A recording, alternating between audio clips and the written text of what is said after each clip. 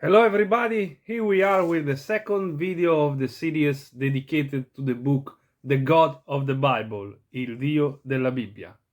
We are gonna listen to Didier Fontaine.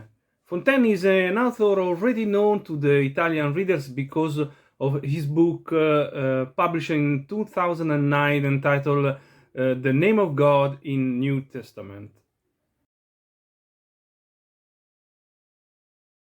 About the book we are talking right now, The God of the Bible, he wrote chapter 9, analyzing Philippians chapter 2, verse 6. So let's leave the microphone to Didier Fontaine. He's going to tell us something about the topic covered in his issue.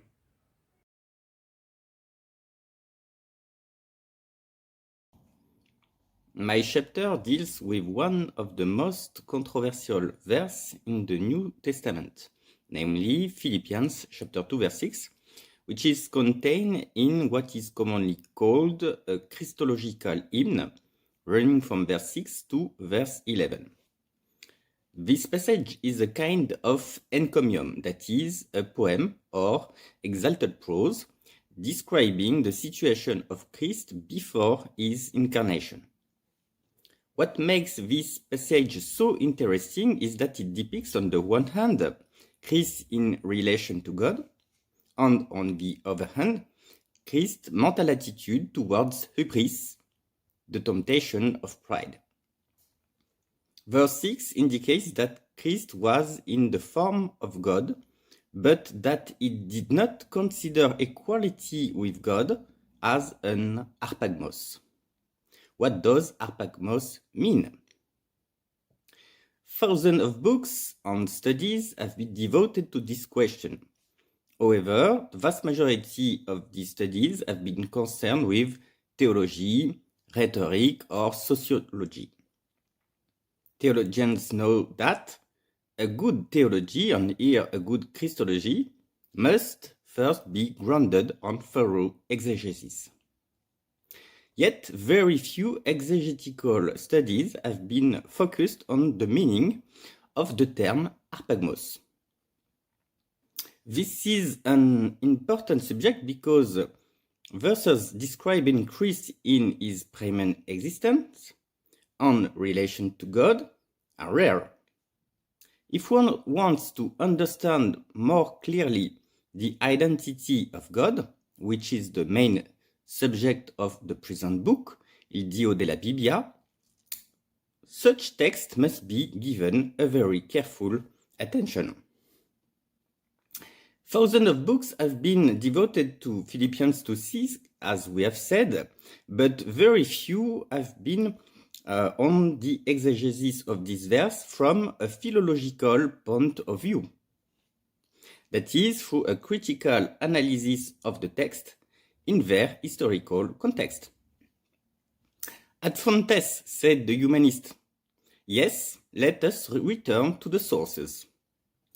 And when we go back, we see that the current consensus on the meaning of Philippians 2:6, on the term arpagmos in particular, is due to a single philological study, that of Roy Hoover, published in 1971.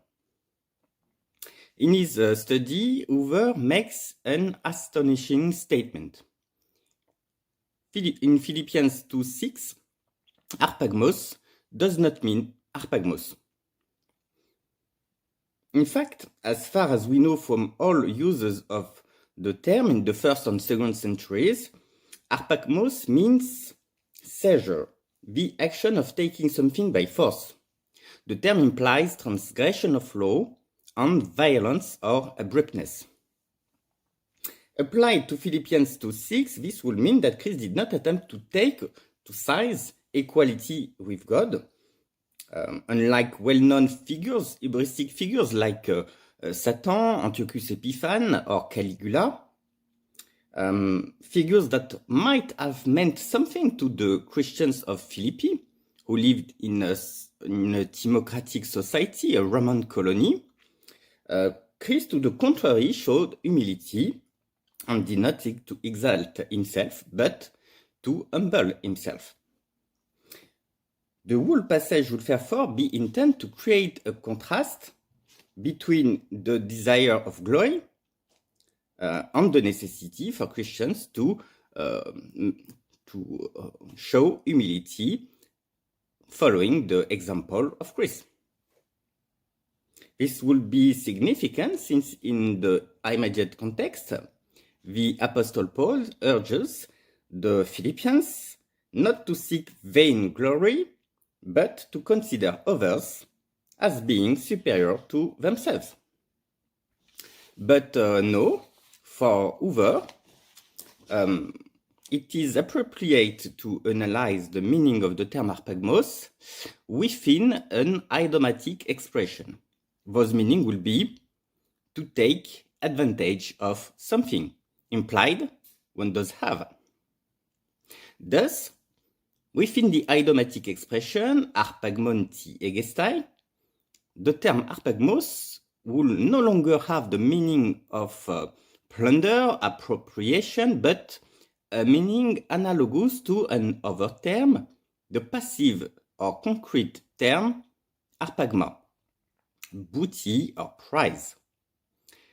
Or the term arpagmos will even be synonymous with another term meaning unexpected gain, piece of good fortune or luck, the Greek word hermaion. How is such a reversal of meaning possible? To find out, we must go back to the text and analyze them in detail in their context. Well, this is the purpose of my chapter. The first part deals with a detailed analysis from a semantic point of view for the term arpagmos. Lexical meanings from lexicons and dictionaries are collected and discussed, and then all uses are carefully analyzed. Since Hoover claimed that arpagmos is an equivalent to arpagma, the use of the term arpagma in the 1st and 2nd centuries is also addressed.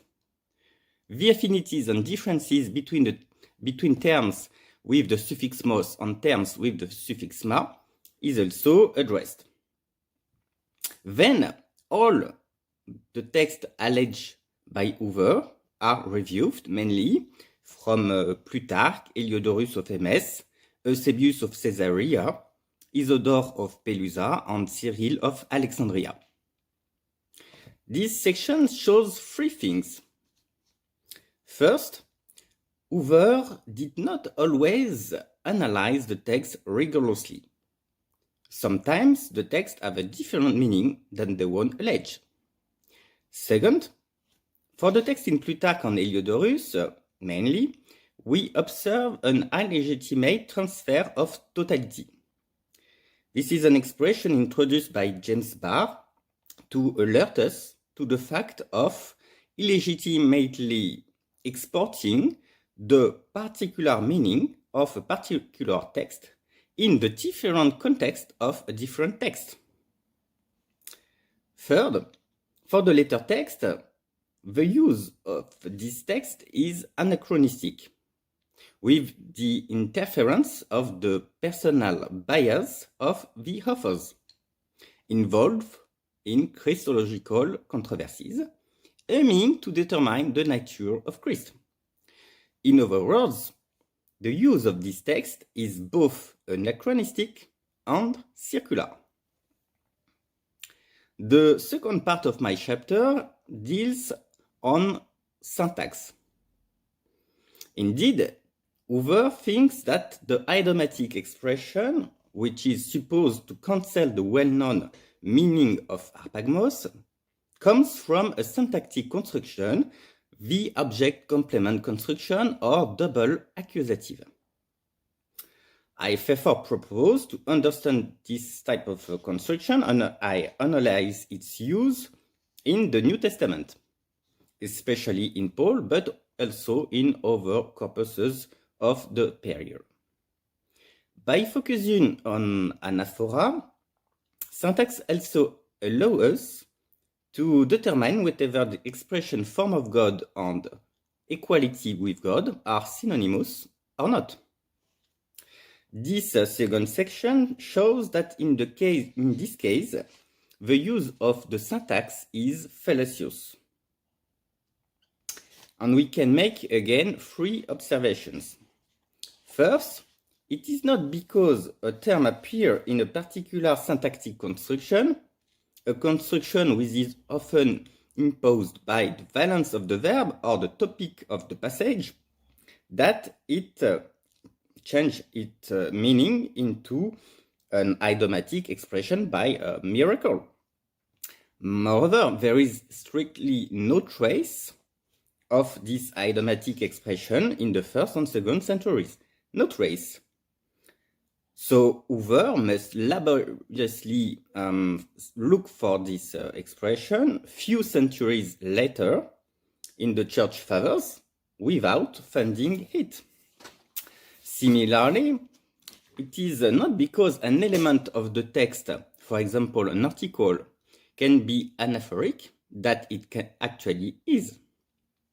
One cannot directly or indirectly affirm the synonymy between the form of God and equality with God on the basis of syntax alone.